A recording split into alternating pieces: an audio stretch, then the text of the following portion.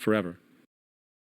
That being said, there happens to be another form of clean, renewable energy which trumps them all: geothermal power. Geothermal energy utilizes what is called heat mining, which, through a simple process using water, is able to generate massive amounts of clean energy. In 2006, an MIT report on geothermal energy found that 13,000 zettajoules of power are currently available in the Earth, with the possibility of 2,000 zettajoules being easily tappable with improved technology. The total energy consumption of all the countries on the planet is about half of a zettajoule a year. This means about 4,000 years of planetary power could be harnessed in this medium alone. And when we understand that the Earth's heat generation is constantly renewed, this energy is really limitless and could be used forever. These energy sources are only a few of the clean, renewable mediums available, and as time goes on, we will find more. The grand realization is that we have total energy abundance without the need for pollution, traditional conservation, or in fact, a price tag. And what about transportation?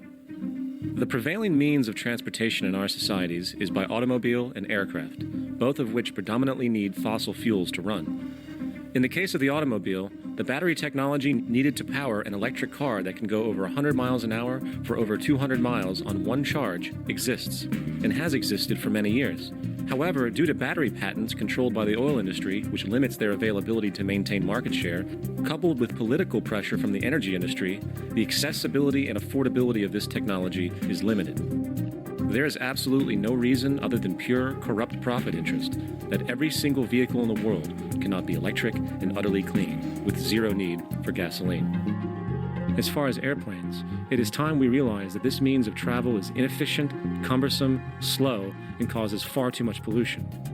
This is a maglev train. It uses magnets for propulsion. It is fully suspended by a magnetic field and requires less than 2% of the energy used for plane travel. The train has no wheels, so nothing can wear out. The current maximum speed of versions of this technology, as used in Japan, is 361 miles per hour. However, this version of the technology is very dated.